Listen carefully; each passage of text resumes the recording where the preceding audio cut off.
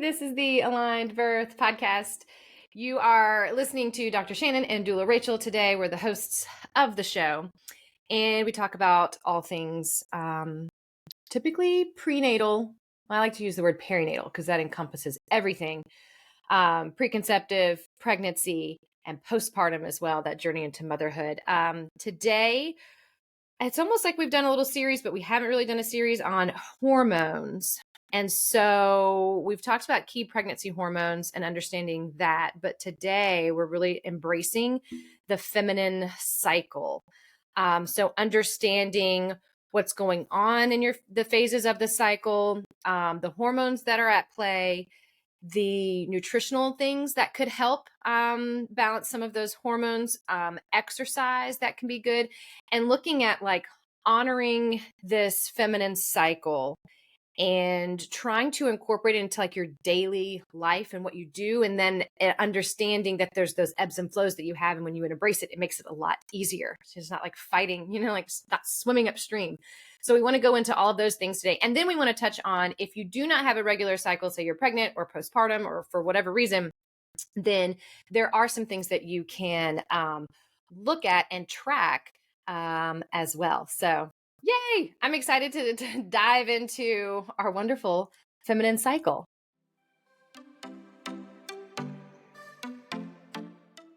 Welcome to the Aligned Birth Podcast. I'm Dr. Shannon, a prenatal chiropractor. And I'm Rachael, a birth doula and childbirth educator. Together, we're here to bring you conversations about pregnancy, birth, and motherhood. From cesarean to VBAC, hospital to home births, we've experienced it all. We are high school friends who reconnected through our shared passion for health and birth. As moms to two young boys, we've both changed careers after our own transformative childbirth experiences. Join us as we discuss the importance of a healthy body and mind throughout pregnancy, birth, and into motherhood. Our goal is to provide fun, interesting, and helpful conversations and interviews that inspire learning. When your body, mind, and intuition are aligned, you can conquer anything. Sit back and relax, or grab a notebook and take some notes, or maybe listen as you enjoy a walk. However you choose to listen, we hope you enjoy this episode of the Aligned Birth Podcast.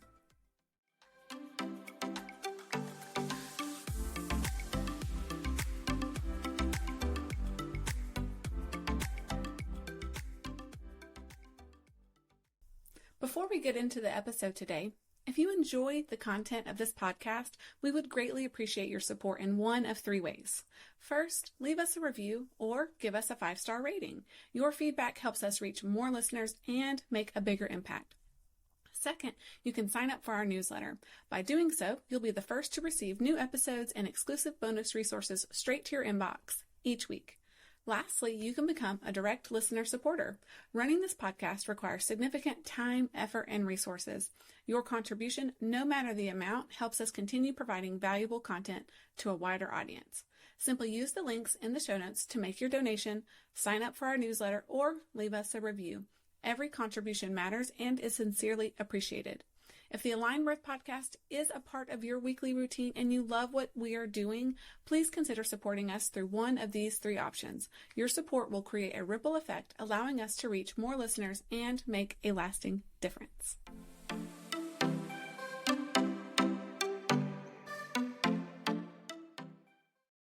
Hi, Rachael. Hi, Dr. Shannon. Definitely looking forward to this conversation. I continue to learn so much as we dive deeper into these topics when we have time when we choose the topic and it's like, okay, now we're going to learn even more about it than we might already know. And as I was telling you before we started recording, feel like I spent a huge portion of my life from the time I got my first period until I really started digging into learning about my own cycle at the age of like 30, which feels really late in the game to be learning about your own body. And so I really think it's so incredible what our bodies do.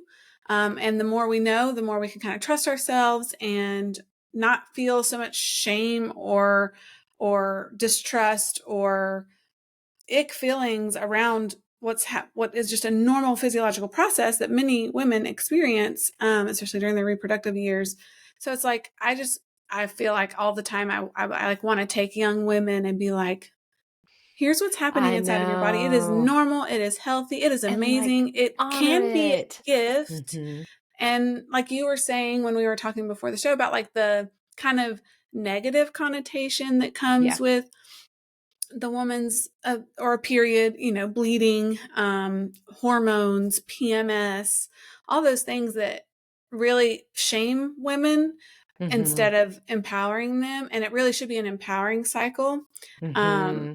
And one of the really important things I think it's that we also wanted to touch on was how you really have to kind of break some societal like boxes or whatever that Mm-hmm. we're like put in Mm-hmm. for how we're supposed to show up in the world, because whether we like it or not, it's kind of a man's world. Right. And men are on a totally different cycle than women. They're on a 24 Yes. hour. They're just like, it's like Groundhog Day over and over again, I feel like, Mm-hmm. for them. They do. Their Whereas hormones reset every they day. reset. They're just constantly making sperm. Like it's just, that is their cycle, which is cool and awesome in its own way. No, But yeah, that's there's nothing not, wrong with that. But when that's we're not when ours. the But when we're woman told goes, to fit in that box. Uh-huh. yeah, well, we kind of have to. If you have a traditional job that's a Uh-huh. 9 to 5, 5 days a week, Mm-hmm.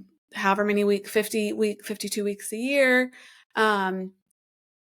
it's school. There's no, school is structured that way. Work is structured this way, where we kind of have the expectation. Sports, Mm-hmm. this is totally a side note. I saw a stand-up comedian on Instagram, like a reel that popped up, and he was talking about watching some of the women's basketball that's been going on and how incredible that they're leveling up the sport. And I mean, women's sports in general, this could apply to, but then he goes, and then I realized they are doing this on their period. That's Most right. likely. Right? Like Uh-huh. at some point, like Oh and yeah. they The have games to, don't care. Yeah. Yeah. you got to keep showing up, just like Uh-huh. in it's like to me, again, it's this reference to like this superpower of like, we're able to figure out how to cope and have this Mm-hmm. cycle that changes us. Our hormones Mm-hmm. are changing and fluctuating in a way that we actually feel different at different points in our cycle, which is on average about a month. So every month, and this is Mm-hmm. what we're going to talk about. We're going to talk about the cycle that we go through, but it's a month period versus a 24-hour period. Mm-hmm. So for 1 week, I feel a certain way. And for the next week, I feel another way. And then the next week, I feel slightly different. And then the fourth week, I feel different. Mm-hmm. And then we still got to show up and work and take care. And if you have kids, take care of your family or all the things. So, and it's not to say you just shut down and you don't do those things. I think it's just that we need to figure out, and I just wish I had known earlier. Yes. If you could understand your body, you could be more empathetic of your body and maybe do things differently to support your body so that you feel better overall.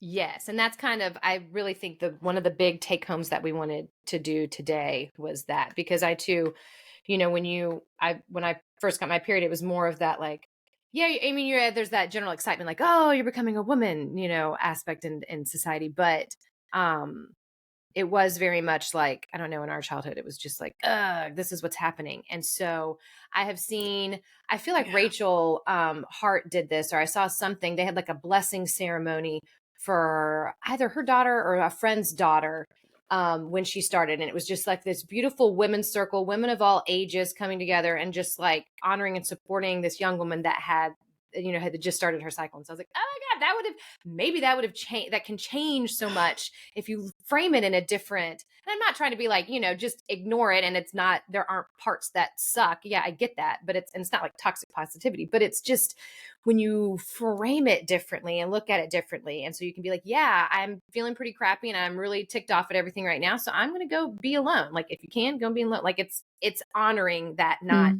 shaming yourself for those fluctuations. Yeah, mine was just a problem that needed to be fixed. Like it wasn't, I wasn't taught an understanding of the science behind it, the biology behind it, the changes you might experience from 15 to 25 or whatever. Like, again, I am all about just understanding yourself better and your body better so you can show up better, and definitely not to be toxic. I do not want it to be like, oh, it's all rainbows and butterflies. No, It's actually giving you permission to say this sucks at times. Now, because, yeah. but then you're like, but I know why it sucks versus it just sucking and you not knowing why, or you're not able to kind of put words around it of like, this is where I'm at in my cycle. Oh gosh, my internet is glitching. Am I still here? You are still here. You're like fuzzy in video land. I hope I stay, because if my power is glitching, that means my internet will go down and it will take me a minute to come back up. Fingers Rachel crossed. is glitching, as my YouTube son say, I'm glitching. And I'll give you a heads up because it might be worth it just to keep going. I can cut this out if needed, but you can keep going. And then if I lose my internet, I'll hop out and hop back in. Oh, okay. All right. I'll try to keep going. Because if you keep the call going, that way we don't have to stop the recording and lose the. Yeah. I think if you keep it going, I can hop out and hop back in. Hopefully. Okay. I know. Okay. I'll just keep talking. Yeah. Yeah. So just, honoring our cycle. Yes. Embracing the feminine cycle. I love it. So, we're going to kind of break it down into the 4 main phases of our cycle. There's also some people that just break it down into like 2 aspects of it. And then there's other little phases that happen within those. So, I don't know. It's interesting because there's overlap. I guess that's the big thing too, is this is not so set in stone. We've already said it's typically a 28-day cycle, but it's worth tracking to know what your cycle length actually is. And so that's what we wanted to go in as well. But the 28 days is an average, which means there's lots of people who go longer, and there's lots of people who actually have shorter.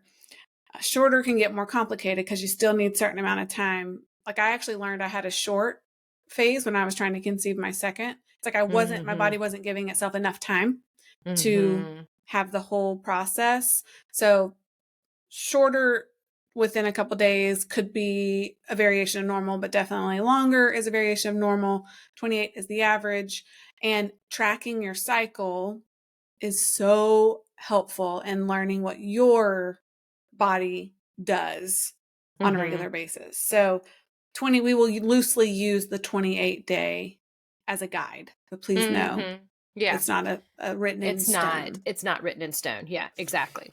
And then, fun. Like I forgot we're going to put our seasons in there too. So since there's the 4 parts of the cycle, essentially. Okay. So we're going to start with menstruation though, which actually follicular phase starts at the beginning of menstruation as well, but because that goes all the way until ovulation. So, but we'll start with menstruation, which is when you start to bleed.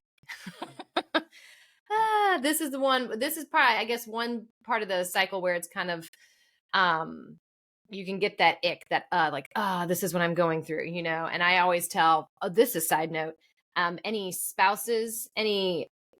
male spouses or males listening to the show, you need to listen to this show because you need to know your partner's cycle. Because I constantly tell my husband these things, like as far as I always say my body is shedding its uterine lining. That's how I just tell it to him. And he just rolls his head and calls me a nerd. But I'm like, I'm shedding my uterine lining.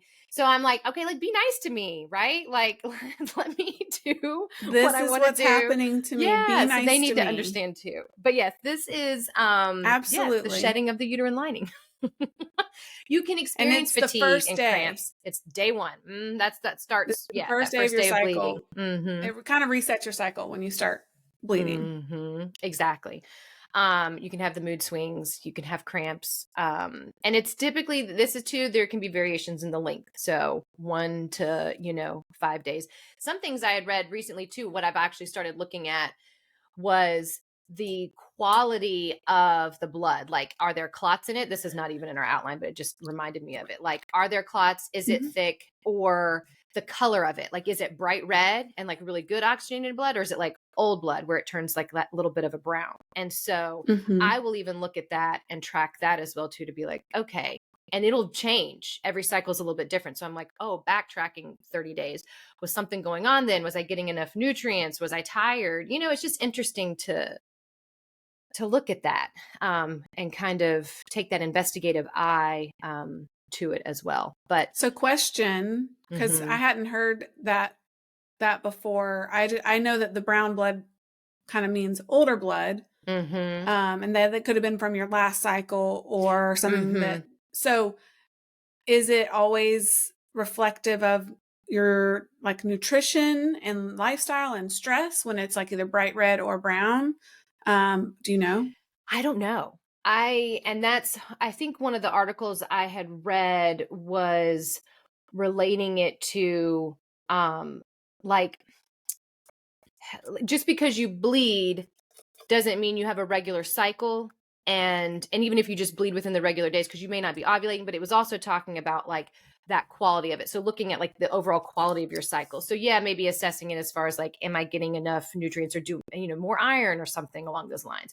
But then there's a tendency to have a little bit of that brown at the beginning, because that's maybe the leftover Yeah. from that. But Right. just knowing that's also something within the cycle to look at and track, because I'll have women come in the office and Mm-hmm. we'll talk about our cycles, especially if they're a little bit later in life. And so they're looking at and they've got hormone replacement therapy and all kinds of stuff. And if there's I have some women that are like, I'm passing a lot of clots. I'm like, okay, well, let's talk to your provider about that and make sure everything is good. So it's really looking at the quality of the bleed as well too. So Yeah, and bleeding heavily doesn't have to be chalked up as like, oh, this happens for everyone, this is normal. I mean, having the type of bleeding like clots and the heaviness, if it's disrupting your life significantly, I think it shouldn't be chalked up as normal. I've read that from Aviva Ram, who we have her book here and we reference her a lot,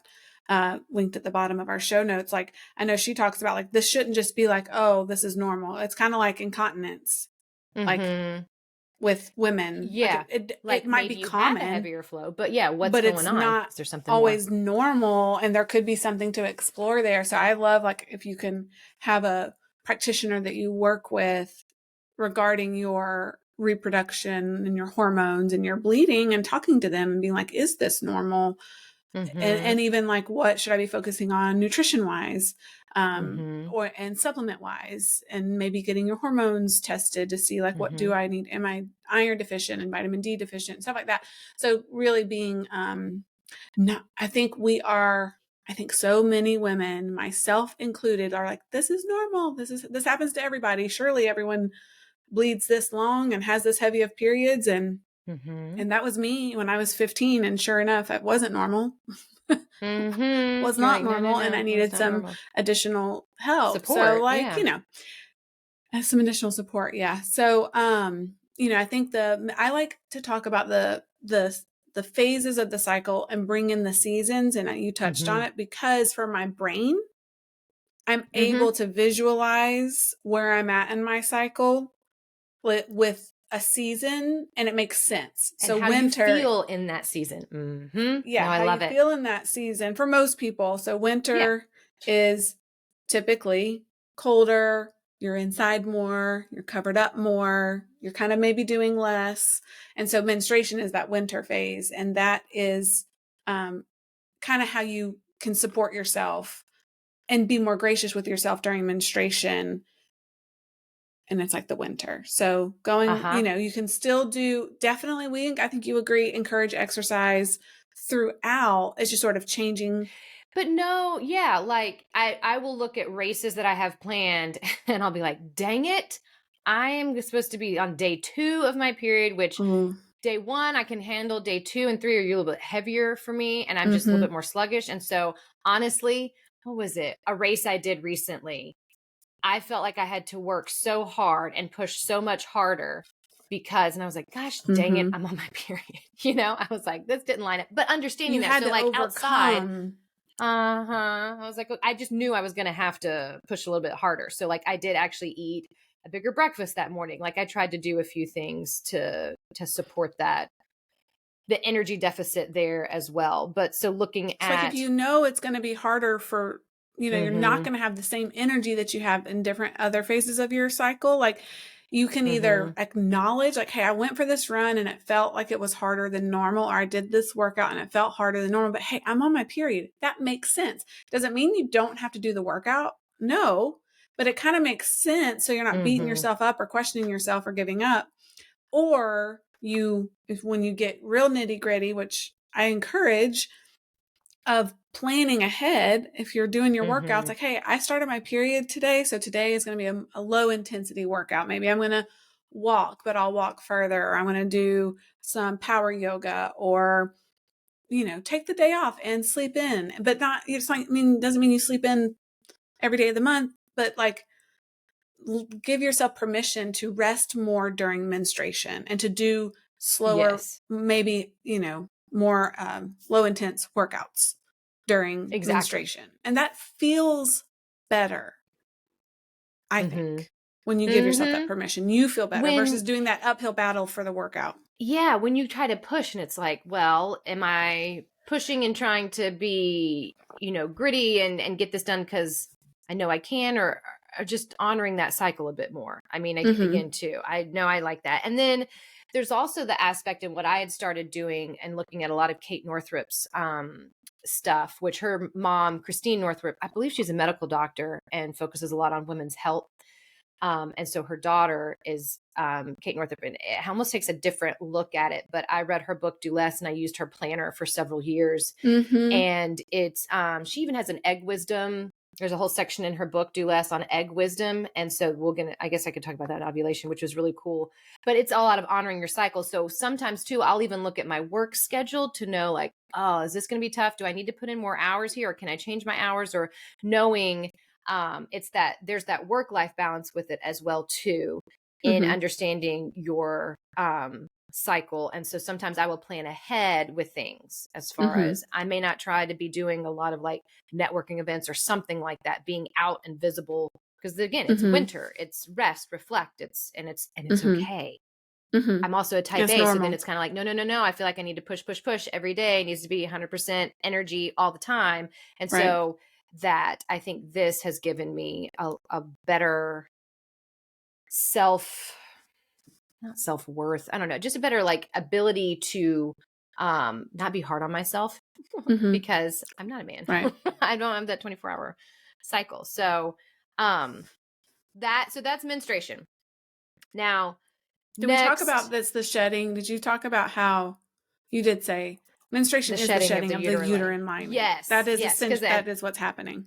You said yes, that, that's I think. what the blood is. Yeah, yeah, yeah. That's Okay. what bleeding is. Yeah, and your hormones Mm-hmm. level drop. So estrogen, progesterone drop, but that's where some of the emotional aspects of things can come into, because your Right. hormones impact that. Okay, Okay. so next would be that follicular phase, which again, too, follicular phase actually starts at the beginning of menstruation and goes until ovulation. But after bleeding, then before the egg is released, you've got that follicular phase. So this is so I wanted to go into a little bit of like, it's a full body thing. So hypothalamus tells pituitary to release follicle stimulating hormone. That tells your ovaries to make follicles, which make that becomes the immature eggs. So it's full body though. It's, and the body communicates because Mm-hmm. the ovaries are sending out hormones as well. So it's this beautiful when you understand that and you're like, oh, that's really cool. And my ovaries are talking to my brain's talking over here and trying to like coordinate. They're trying to coordinate everything as best they can. Um, so we've finished our bleed cycle, end of menstruation, and then estrogen can begin to rise. And so this can give you a little bit more energy, a little bit help with the mood aspect of things as well too. And there's a big, I guess, range of dates, because it can be anywhere from 11 to 27 days if you're looking at follicular phase starting at the begin of menstruation. If Mm-hmm. you're looking at the end, it can be more of like that 6 to 14 days. So again, it's a window there. It's a window. This might be more higher intensity workouts, or beginning to get into that zone, and then maybe some strength training as well there too. But also listen to it, because not every time in that follicular phase you're going to feel the same thing, because not only are there variations in it, but through that month, but then over time as well too, you may not. I don't know. Sometimes I'm like, well, I'm just not feeling it still. Um, Yeah, it's and then not a our guarantee that you're going to feel a certain way mm-hmm, at each point in the cycle. mm-hmm. It's definitely it varies. But sometimes I'll be like, why am I feeling a certain way? And I'll go and look at the app that I use to track it. And I'm like, oh, okay, this is coming up, or I'm here now. I'm like, okay, that makes a little bit more sense. Mm-hmm. We want to go into the nutritional aspect of things with the cycles. Did we want to talk about, I can't remember what we said we wanted to do. Do we want to put it in and talk about Mm-hmm. now with follicular phase?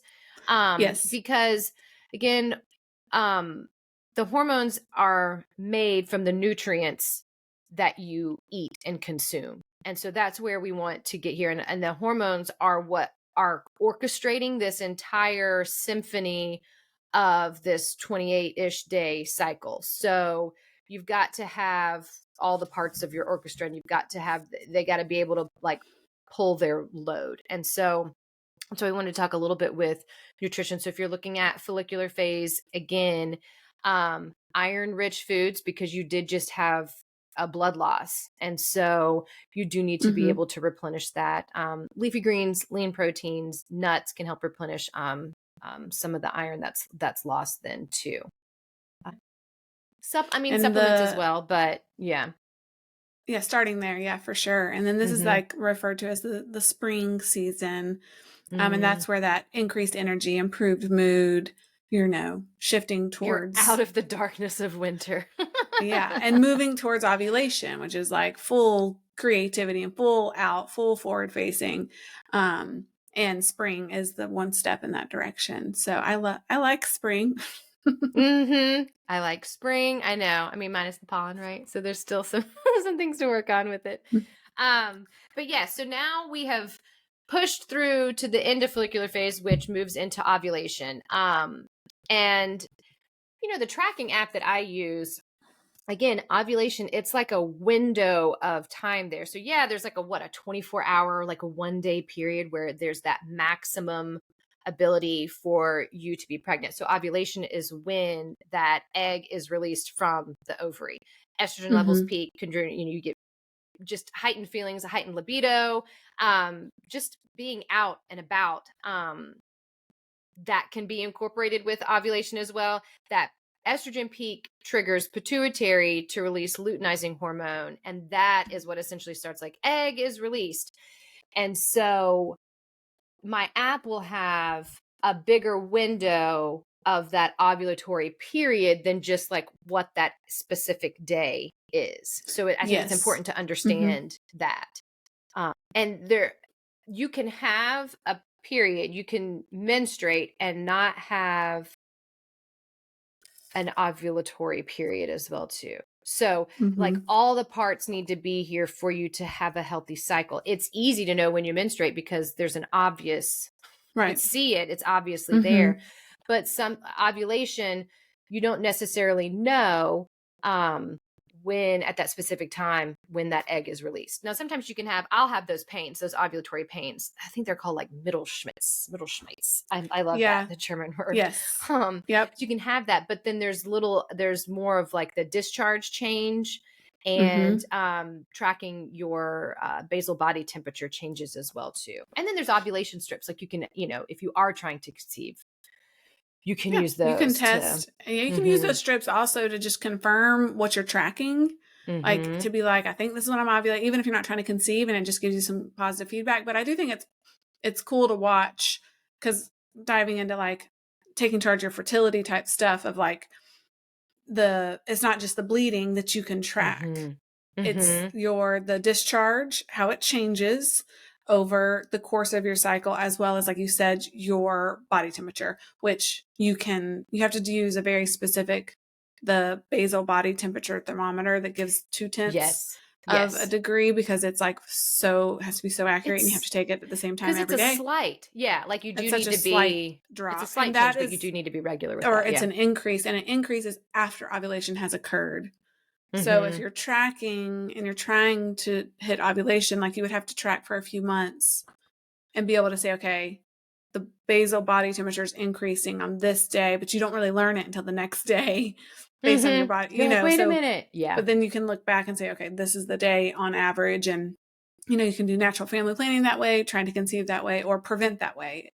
It can work, but if you're doing prevention, it's usually like a day window around ovulation that you got to be careful. Because the sperm can live for 5 days, and then that egg has a journey it takes. So it's not just like one day. It's one day that it's like the highest. Yes, but it's not just the one day possible. Yeah. And then learning about the discharge, which again, TMI, but hey, we're talking about periods. But it's so cool to learn about how the discharge changes so that it can be more conducive for helping sperm reach the egg. Yeah. And so when you can be like, oh, this is the kind of discharge that helps the sperm get to the egg. And now I'm having that kind of discharge. Okay. Like you learn that and you're like, okay, my body's giving me this signal. This is not a good time to have unprotected sex. If you're trying to avoid. If you're trying to avoid it. Or it's my game current time. situation. Yeah, exactly. It could be two totally different things. Well, then too, and I love how the egg chooses the sperm. I know this is like outside of that, but the egg is like, no, not you. No, not you. And then I just feel like the sperm like, like they're like, the sperm are fighting like crazy. It's like, but I just think that's sidebar. That's fun. And so I follow Missy Burgess, who's a local midwife. What is she? Homegrown birth, I think. I can't remember. Yeah, but, homegrown birth. That's it. I follow her, and she had posted something recently about a lot of times I feel like I will check that cervical fluid only like with urination. You know, so you go to the bathroom and you'll be like, oh, this cervical fluid has changed a bit here. This is a little bit different. She has mentioned that not only checking it during urination. So like making that conscious effort to be like, okay, this is how it looks normally outside of that. So just a little, I thought that was interesting too. Cause I was like, oh yeah, you know, you can get a little bit more, you know, more accurate and more in the know. I think the more you know about your body, the better. I used full disclosure, I was terrified of vaginal discharge as a young woman. I was like, this is so embarrassing. This is the worst thing ever. And now I'm like, this is a freaking just part of life. I know. Like this is just a part of being a woman. This is a part of it happens just like everything else in our body happens. Like and nothing to be ashamed of. No. Knowing about it is good. Okay, so during ovulation, this is definitely like energy, endurance levels are going to typically be increased. So like the high intensity exercise can be good. Again, you know, go with what you feel, but listen to your body. I have always found that like I'm like, okay, I'm ready to exercise and work out. And this is also if you're looking at a calendar, usually that's when you're like, I'll be more active with even with social media stuff. It'll be easier for me to post or do something or to get something out there to that's when I'm like, I'll send emails or something to like tackling creative projects. I tend to get that stuff done a little bit. It's easier. If you want to know when I'm ovulating, check my social. Exactly. I'm like so creative. I have all the ideas. I want to like put myself out there for like 6 days of a month. Exactly. The rest, that's it. Please leave me alone. But it's so funny how that, but when you're aware, you can feel it a little bit and be like, okay, I want to have this meeting. I want to have these conversations. I want to start this project or, you know, kind of saving it for those times. But that's where it's really hard because sometimes you have things you have to do regardless of feeling the energy. But where you can choose it, let's choose it. So here's where you can go with that though, is you can really pick like, I know, say you've got a school function at like your kid's school and like you have to be there, you have to be present. Well, it's like, can some other things give throughout your day that gives you the energy to get that done? Because when you look at it like that, instead of, nope, I had this to-do list and I wrote this to-do list when I was in ovulation phase and now I'm in menstruation and I don't want to do anything.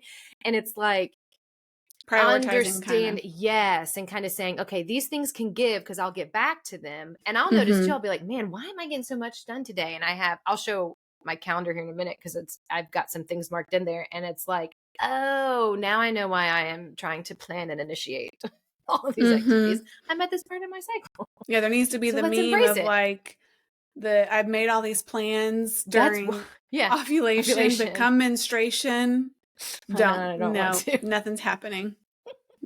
I think that's where that comes down to.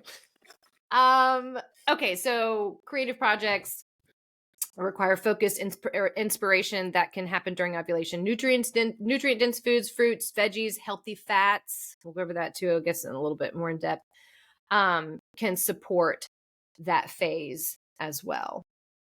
Okay, so moving into our last. Oh no, wait. Did we talk about the season? Did you want to talk about the season with that one? Oh, summer. I can't remember if we did. Ovulation is summer, which makes sense for most people. That summer is where you are typically having more fun, more out there, more energized, more forward facing, wanting to do more longer sunlight days. Yeah. So summer, ovulation is summer. Ovulation is summer. Okay. So moving into the next phase, last phase would be luteal. So this rounds out the end of the cycle. So maybe 15 to 28 days ish. We're always going to say ish.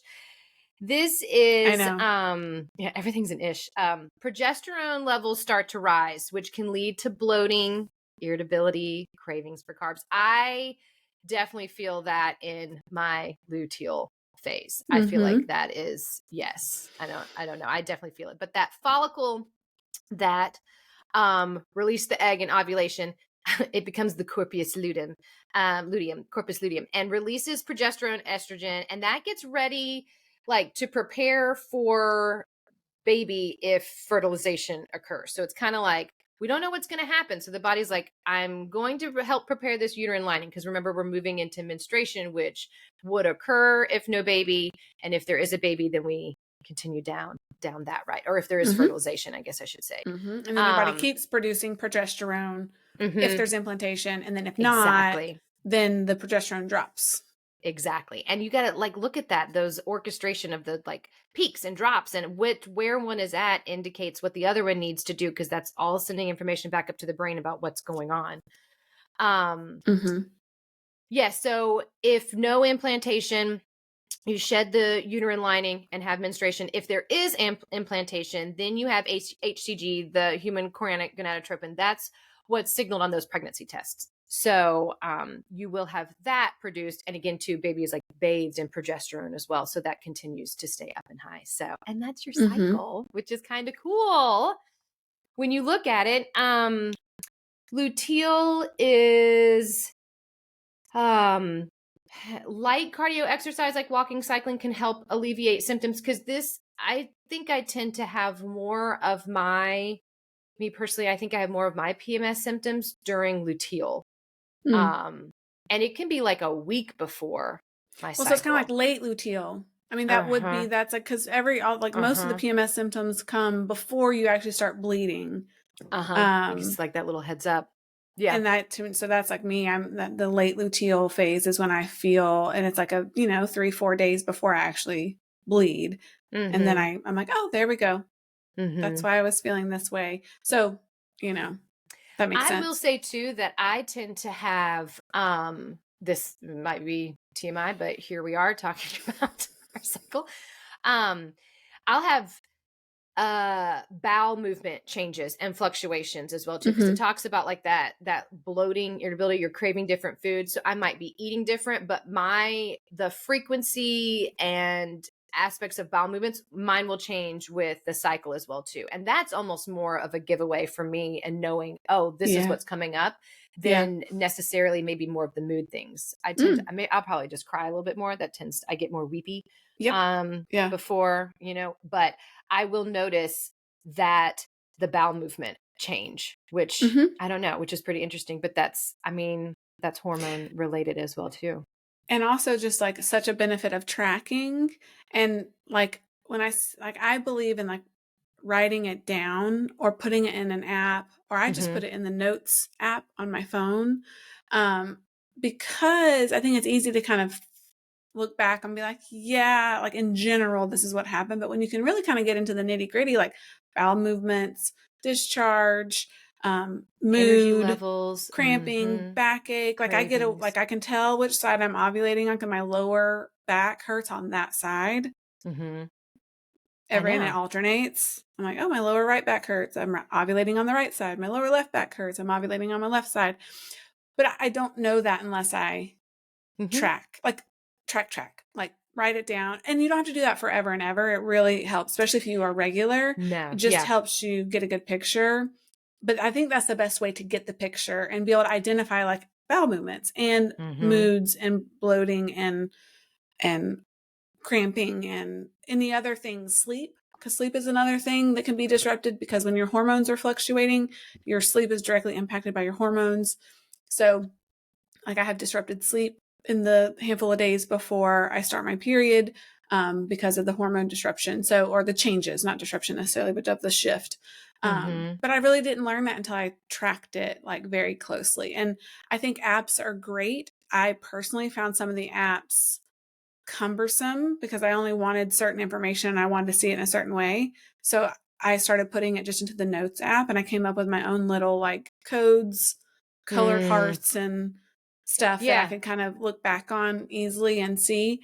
But I know you like the apps. Which app do you use? Well, I just use with my Garmin. So I wear my watch so much. Apple Watch has it too. And the Apple Watch, yeah. So whatever you feel comfortable with, but because that's where I track a lot of things. And so wherever it works, sleep, wherever it my makes heart rate, sense. like those kind of help things. And so I just put in there, and it's so funny because Garmin will be like, "Hey, your period's about to start," and I'm like, "You're like, screw you, man." I know. I'm like, I don't need you to know. And so, there's the whole aspect. Then you're, of course, I know privacy you like crap. it. It's like, but then I'm also like, I already knew that. Thank you. I'm on it, but. Then I get, it's nice because I'll get like a big picture of the cycle, and I can look at it, and then I can go in. It's just very easy, but there's a little notes section that you can like type in there too. And then I just go into the little calendar and I just click like it started this day. Yes, it didn't start that day, and just make like really quick changes to it. But that's just typically what I use. So, and I know I've had moms use a bunch of different ones, but there are a bunch, but I do encourage tracking. I think tracking, just test it out. Now I still have a paper calendar. And so I put, I have a little, maybe I'll share it in a minute, because I want to share it when we go, in more with like exercise work schedule planning. And the moon stuff, like, and that type of thing. So I'll mention it there. But luteal, let's see. This is, so after summer comes fall. So this is our, fall, leaning into that. Preparing for winter. Hibernation. Yeah. And for food, you want to opt for those complex carbs, whole grains, sweet potatoes, and that can help stabilize your blood sugars, because during this time you do tend to have an increase in those cravings for carbs. And while I'm all about like, listen to your body, eat what you want, also, when you can, choose carbs that are going to help stabilize your blood sugar versus cause blood sugar crashes. So those complex carbs, like I love a sweet potato with some almond butter, whole grains are great. And that's going to help with your mood swings. Like, this is another thing I wish I had learned. I was always like the hangry one when I was younger, and would like have terrible blood sugar crashes and never understood how to eat to stabilize my blood sugar, and that you don't have to be that way. And as an adult, I've learned this, and I don't have those sugar crashes. I very rarely get hangry, because I've learned how to stabilize my blood sugars.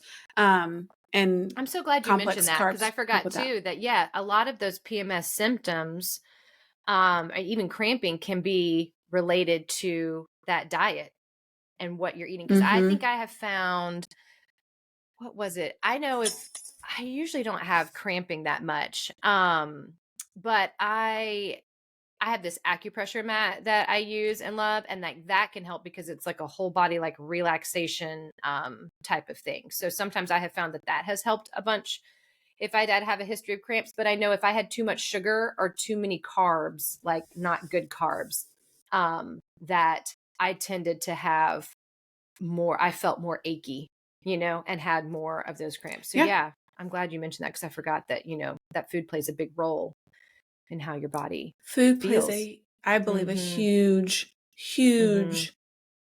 role. And that, I mean, I know we could probably talk It's a good endlessly. segue And we into did, the nutritional needs. yeah.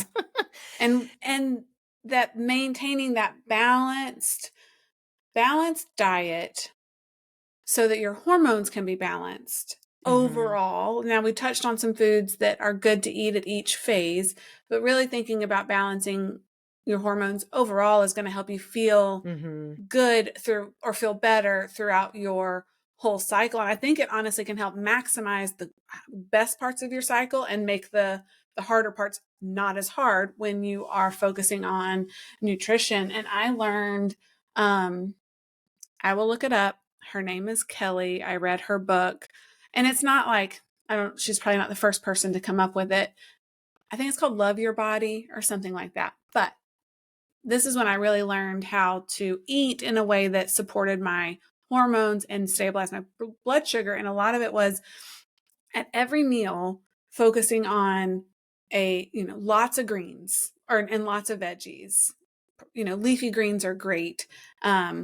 A healthy protein, healthy fats at every meal. So regardless of whatever I'm eating, I'm getting a little bit of healthy fat, because that combined with everything else, like if I eat a meal without the healthy fat, I notice it. Then when I eat a meal with the healthy fat, I feel like I'm more stable. And then fiber. So incorporating fiber for every meal. And those 4 things at every meal, regardless of where I'm eating, even if I'm out to eat, I'm like, I'm trying to fill my plate with mostly healthy vegetables, little bit of good protein. Where's the fiber in my meal, and some healthy fat? Like, if I do that overall, It's overall. I feel like I'm able to keep a good, stable diet. And I think that's important to mention as far as looking at that overall picture. So yeah, you can focus on certain foods in different parts of the cycle. Sometimes that feels overwhelming to me. I'm like, okay, well, I want, what can I do for that balanced diet? Like what you were saying. I think a key thing to understand is that fats and cholesterol are like the building blocks of hormones. And when I say building blocks of hormones, like literally the shape and structure of the actual molecule. So like the cell wall around hormones and all these, messengers are not cell wall, but like the aspects of how they're made and how they communicate is through healthy fats and healthy cholesterol. I guess I should say healthy of both of those. Because then there's a lot of different, there's lots of different omega-3s, omega-6s, omega-9s. Like, yes, we're not getting into all that now. It's more of like the healthy fats and healthy cholesterols, because then your body can make those hormones, and then the orchestra can play nicely. All the parts are there. They're in tune. They're in sync. And that can help a bunch. So I eat a lot of fish. So, and I do enjoy that. So that's a really good, it's a good protein, but it's also, there's good healthy fats healthy in it. fats in there, too. and the omegas, the good omegas are in there. So even, tofu, lentils, chicken and fish for that. Complex carbs. So making sure again to, healthy carbs, whole grains, legumes, fruits, veggies, understanding how your body processes those. Healthy fats, talked about, nuts, seeds, olive oil, avocado is really good too, because you can get some good fats in salad dressings. So you get your dark leafy greens, you can do salad dressing there.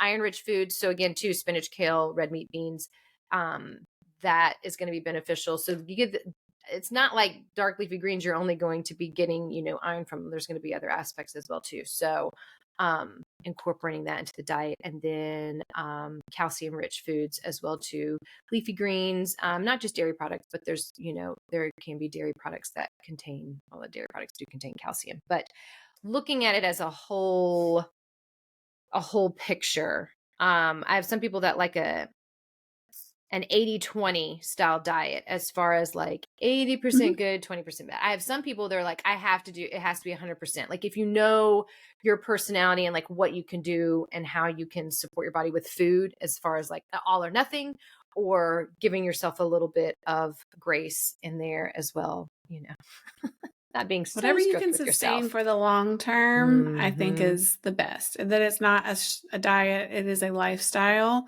And if you want to look at it 80-20, I don't see that 20 as bad. I just see that 20 as living and eating what you want in a way that fuels you and serves you. And if, I've changed or removed things because of how they make me feel, not because I think they are bad. Like when I was not eating things because I thought they were bad, that didn't work for me. So I kind of had like quinoa. Okay. Quinoa is like queen complex carb, right? Like it's like the powerhouse. The more quinoa I ate when I was a vegetarian, the worse I felt. My body did not like quinoa. I had to stop eating quinoa, right? Like I avoided dairy or certain dairy products because I thought it was bad. But then I realized I actually don't have a sensitivity to dairy, and having a little bit of dairy in my life actually helps me. So like, and I feel okay eating it. I've learned over time that really sugary stuff disrupts my sleep. So if I eat sugar or like a treat, I eat it in the middle of the day versus 7 or 8 o'clock at night, where I know it's going to disrupt my sleep. Same thing with alcohol. I'm not a no alcohol. I've significantly decreased how much alcohol I drink. And if I drink it earlier. Not like I'm a day drinker, but like on the weekends, like I'm earlier. If I'm going to have it, maybe 5 or 6 p.m. and have like 1, maybe 2, so that my body has a chance to metabolize it before I go to sleep, because it disrupts my sleep. Oh, it disrupts and the sleep. Yeah. is beneficial for hormones and how we show up and our energy levels and everything. So like paying attention to how things affect your body and then choosing to eat them versus saying no just because you think it's bad. I don't know. No, that's huge, because we did Whole30 as a family, golly, 5-6 years ago. And that was life-changing, because I did cut everything out because I wanted to see, like, I was kind of trying to hit the reset button. Then you add things back in. And when I added stuff back in, I realized, like, I can't handle hummus and chickpeas, which is a staple of like gluten-free food, which we do a lot of. And hummus, I can't eat it. It made me so bloated. And so, but now I don't avoid it. I just avoid it because I'm like, oh, I don't want to feel like that. So when you get to that point when you're like, how do I want to feel? And what are the ways that are going to support me? A lot of that nutrition, I'll be like, because dairy didn't really disrupt me as much as I thought it would. Bread did, especially with like the gluten aspect of things. So like I learned how my body reacted to that because I eliminated it and brought it back, saw how I felt, and then made the decision, like you had said, based on how am I feeling? How does it support my body versus this is just something I really want and I can't have. I think. Right. Exactly. It's that shifting of, I think it's a shifting of sort of how you view it. Yes. And it makes it, I don't have a lot of guilt around when I do enjoy certain things, because I know the thing I'm choosing to enjoy, my body tolerates fairly well. It's not going to be too disruptive, and I'm moderation, but I don't like having the bad. I don't like having that, like, there's bad foods for you out there. We know that if you eat ice cream twice a day, every day for your whole life, that's probably bad. But like, it doesn't make ice cream bad. Like, I think it's all about moderation and how it makes you feel. Like, I don't know. I could go on and on about that topic. But one example I wanted to give about like balancing the meal with the fat, fiber, healthy fat, like that. and protein is with oatmeal, because oatmeal is a carb. And it's a complex carb. It does have a lot of good properties in it, but it is very high naturally in carbs. Spike that blood sugar. It can spike your blood sugar. However, so we make oatmeal for the boys that I feel like is a good way to eat oatmeal, and that they don't get the blood sugar crash from it. So you get oatmeal, and then we add collagen protein powder to it, a tablespoon of chia seeds, so you get fiber and more protein from there. They either get full, like whole cow's milk or coconut milk, so like an enriched milk supplement, and then like a nut butter. Is that it? That's the liquid. Yeah. And then mixed up, cinnamon and a little bit of salt for some seasoning. But getting a fat in there, the fiber in there, and the protein help make that meal stick, and it helps like supporting the carb. So I think a carb, like a sweet potato, like one of my routine breakfasts used to be like a half of a sweet potato, nut butter, and like hemp hearts sprinkled on top. Because like you're kind of balancing it with some fiber and some protein versus like that carb by itself, even if it's a complex carb, and a good carb could spike your blood sugar. Mm-hmm. So if you don't balance that pairing out. it, exactly, pairing it with other foods that complement it, but balance it out. No, that's key. That is key. Okay, so foods. We talked about foods. Hydration. Oh gosh, yes. Water. Plenty of water. Well, and I think we're also learning a lot about electrolytes and adding electrolytes to your hydration routine to maximize hydration can help support. And making sure that you do have that's also part of that proper diet as well too, in making sure that you're getting proper like minerals and the aspects that are needed for electrolytes too. But adding them to water as well. So that's kind of the cycle in a nutshell, and a little bit of the exercise, foods to eat as well. If you're pregnant and even newly postpartum, and it can change when your cycle comes back, but you don't necessarily have that regular cycle. And I guess, pregnancy, you've got your own hormone cascade going on, and things change there. But I guess I'm thinking more of this, of looking at how to help you honor like what your body naturally wants to do in that 28-day cycle and having those fluctuations. And if you don't have the cycle, then luckily our moon is also on a very similar cycle with the phases of the moon. And so I've seen, and I heard this from Kate Northrup, and that's when I had started tracking this a lot as well too, but the flowing with the phases of the moon, and you can honor the changes of the cycle, just kind of what we did with the seasons, you can honor that as well too. And so it's kind of like another little layer of it. But again, just using the moon. So we started with the menstrual cycle at the beginning. Then here you would start with the new moon. And so new moon is when it's like very, very dark, like the slither of the moon that you see. That would be related to menstrual bleeding phase. If you look at it from the like work-life aspect too, then this is more of like a rest and reflect. And so I have this written, maybe I'll show it now. And then I'll probably do it on, I'll do a post too on social media. So you'll have to, I wonder if this is going to work, if you're going to be able to see it. But I have, let's see, so watch the YouTube video, but I have it written out. So this is copied from Douless and her planner. She would have the phases, you would go through and write the phases of the moon and put that in your calendar to kind of move forward with embracing your cycle again too, and then using the moon as well. And sometimes you're not in cycle with the moon, but if you don't have the cycle, you can use the moon. So we've got new moon, menstruation, rest, and reflect. So that's more calming. Moving into the waxing quarter. So this is where we're getting a bit bigger. This is that follicular phase. This is like plan and initiate.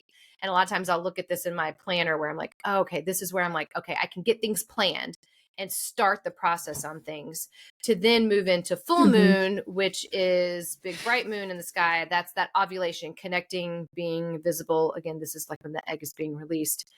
Then moving into that waning quarter. So it's moving back towards seeing less and less of the moon. This is luteal. And this is like focusing on tasks, completing things. I feel like I wrap up a lot of things that I need to do with the office when I'm in this phase, because then that gets me prepared to rest and reflect. So when you honor those sections of it, I think it's beneficial. That's been a pretty big game changer for me. And I think having it visible where you're seeing it daily, wherever you kind of control your calendar, your day, or your life, I have actually the moons on the face of my watch. So I'm always seeing like where we're at and connecting it to the rest, reflect, plan, initiate, connect, be visible, focus, complete cycle, which is reflective of, because I go sometimes months without having a cycle because of the hormones I'm on. So I do like to have that information stored away in my brain. So, I have it. I'm glad you have like kind of in a space in a calendar too, because in mine, I used to use, like I said, Kate Northrup's Do Less calendar. It just got to be a bit like it was thicker. So she had even a whole section there where you could do daily energy trackers. So then you could track daily how you're doing. And I did that for a month. I wanted to know exactly how I was feeling in the morning, like each single day.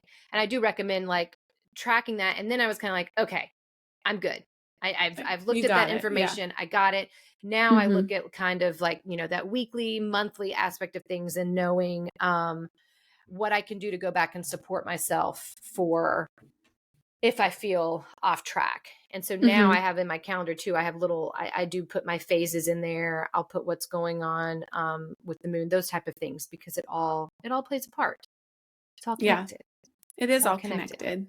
I love it. Yeah. This has been super great. I know it has. I'm going to link to Kate Northrup and her Do Less book and the planner that she has. We talked about it, Dr. Aviva Romm for Hormone Intelligence. There's also the Taking Charge of Your Fertility book.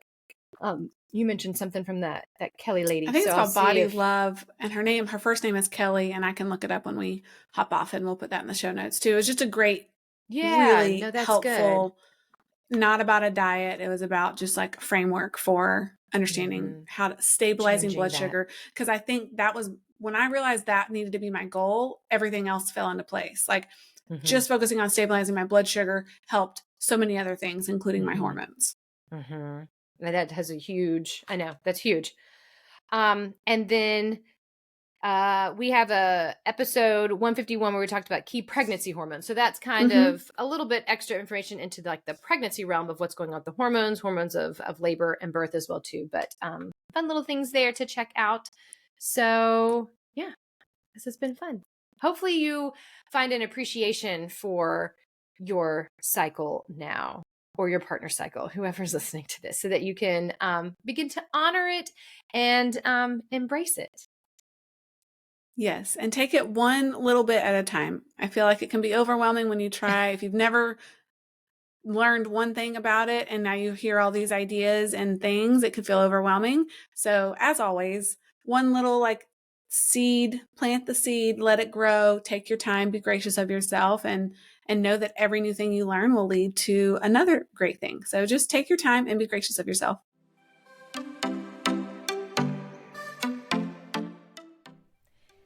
Thank you for joining us on the Aligned Birth Podcast. We hope you found our discussions informative, inspiring, and enjoyable.